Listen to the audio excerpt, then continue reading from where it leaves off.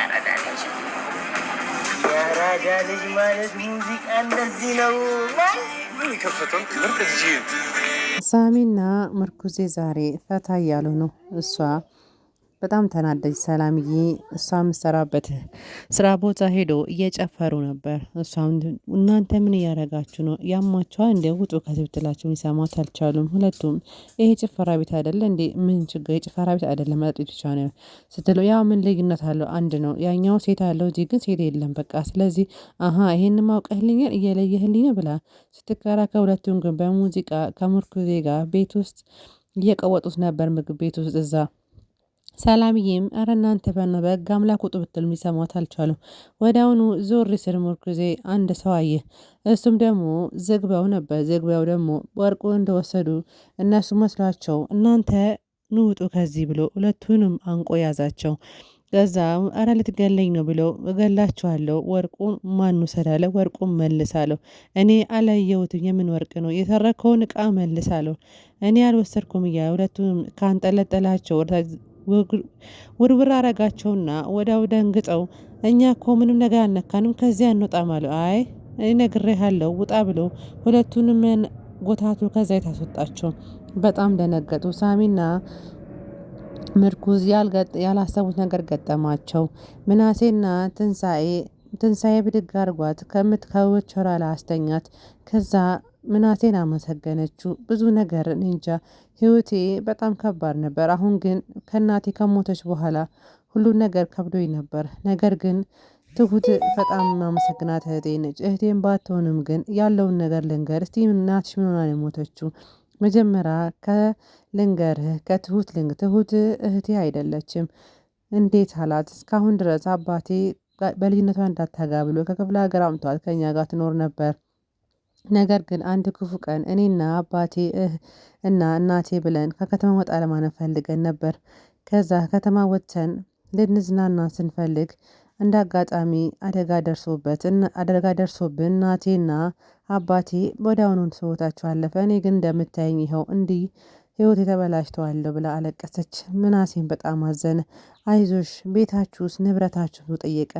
ንብረትም ቤትም አልነበረንም። እዛ እናንተ ጋር የምንማርበት እኮ አንድ ጥሩ ግቢ ግን ተከራይተን እንኖር ነበረ። ግን የምንማርበት ትምህርት ደግሞ እኛ የምንኖርበት ቤቱ ያከራየን ሰውዬ ስራ የሚያሰራው አባት ባል ድርጅት ታሪኩ ትልቁ ድርጅት ያለው ሰውዬ እሱ ነበረ።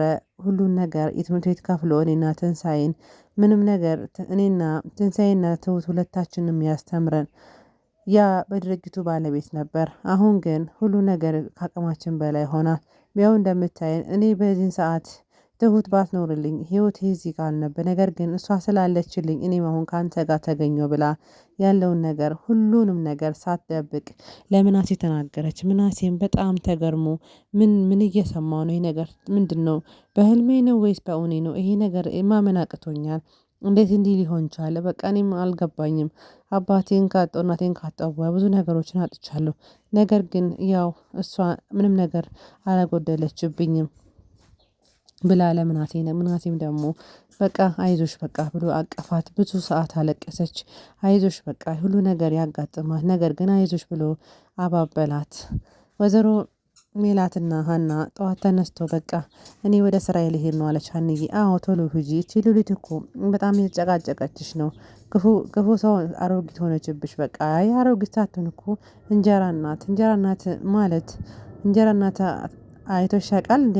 አይ በሆነም አባቴ ክፉንም ደጉንም አሳይቶ አሳድጎኛል። አይዞሽ አባትሽ ግን በጣም መልካም ነው። በጣም እንዴት አድርጌ እንደማመሰግነው አላውቅም። እኔም እንደ ልጅ ሆኜ እሱም እንደ አባት ብዙ መከራዎችን አሳልፈናል።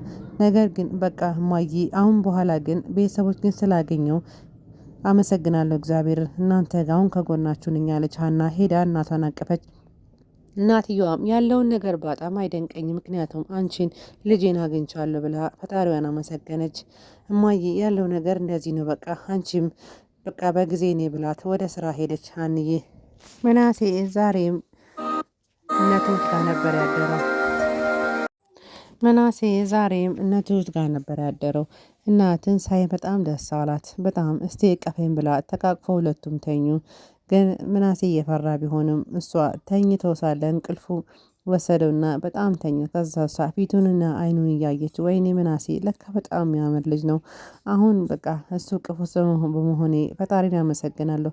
አሁን በሞትም አይቆጨኝም ምክንያቱም ምናሴን አግኝቼዋለሁ እቅፍ ውስጥም ገብቻለሁ እያለች በጣም ደስ አላት። ምናሴም ምንድነው አተኝም እንዲህ አላት። በቃ እኔ በጣም ደስተኛ ነኝ። በቃ ያለው ነገር ሁሉ ካንተ ጋር በመሆኔ በጣም ደስተኛ ነኝ። ይሄን ሰሞን ምናሴ ምንም ወደ ቤትም ሶስተኛ ቀን ከእሷ ጋር እያደረ እስካሁን ግን ትሁትም አልመጣችም። የት እንደሄደች ፈጣሪ ይወቅ። ይሄን ሰሞን 3 ቀን ተከታታይ በቃ ምናሴ ትንሳኤ ጋር እያደረ ነው። በጠዋትነት ተምቹ እቃውን እያስተካከሉ ነበርና ተምቹ እቃውን እያስተካከሉ ያለ አሲርና ኤልያስ ልብሱን እያዩ የመጋረጃውን ልብስ እየመረጡ በአንድ አይነት ከለር በከለር እያስቀመጡ ነበርና ሳሚና ምርኩዜ ዘሎ ገባና አንተ አለው ሳሚ አንተ አሲር እንዴት ብደፍረኝ ነው ወርቁን የወሰድከው ብሎ ሄዶ በጥፊ መታው አሲርን። አሲር ደግሞ በጣም ተናዶ ሊያንቀው ሲል ኤልያስ ተው ይሄ ሰውዬ ሊያሳስት ነው አሁን ድጋሜ እስር ቤት ሊያስገባህ ነው ብሎ እንደምንም ተከላከለለት።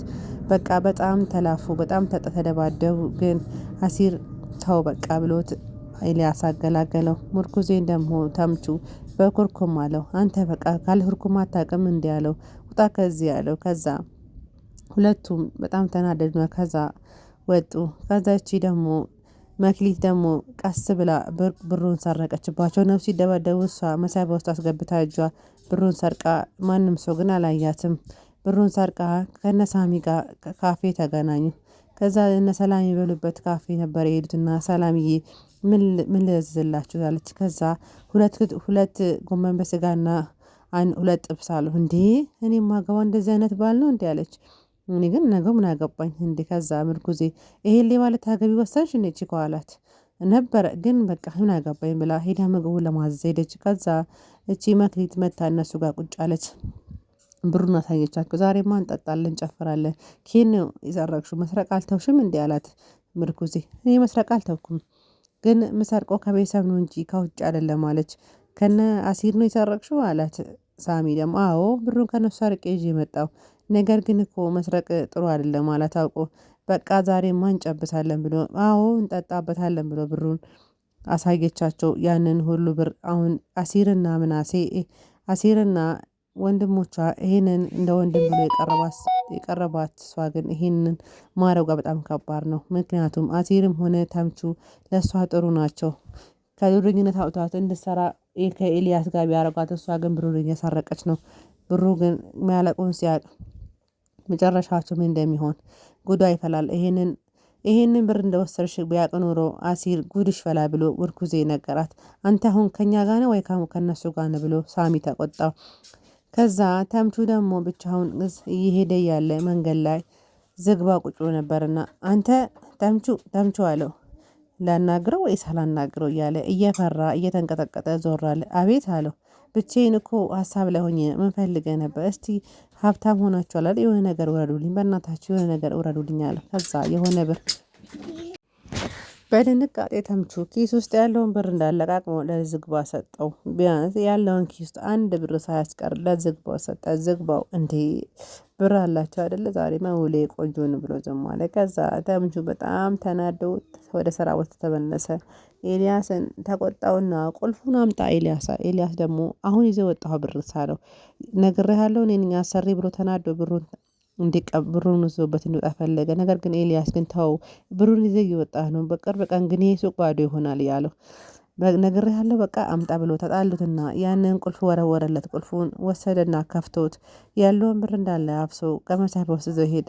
ኤልያስ በጣም ተናደደ። ምክንያቱም ከስር ብሩን የሚያጠፉ ከሆነ ይዞ ማይተኩበት ከሆነ ነገ ወደ ጎዳና እንደሚሆን እነሱ ግን አልተረዱትም። ኤልያስ ግን በጣም እያሰበላቸው ነው።